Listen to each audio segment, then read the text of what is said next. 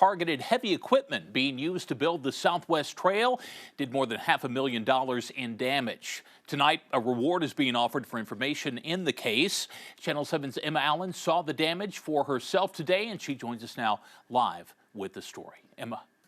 Well, Chris, the president of James A. Rogers Excavating Company tells me 2 large pieces of equipment were totaled during this act of vandalism. And tonight, he, along with other officials, are looking for answers as to who did this. Company officials believe it all happened on Friday evening.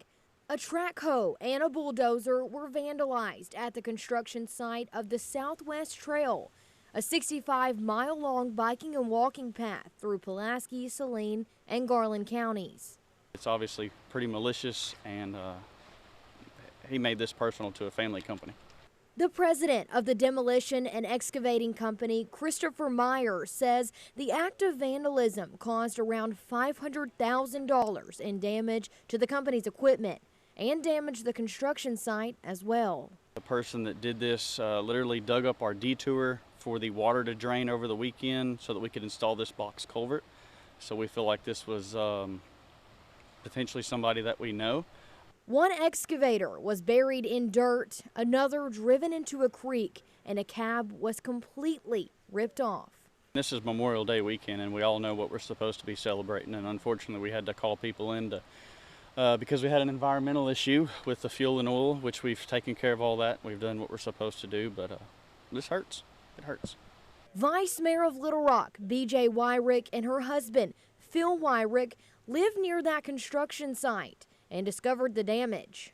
The motors were running and the machines were in the water, some of them covered up.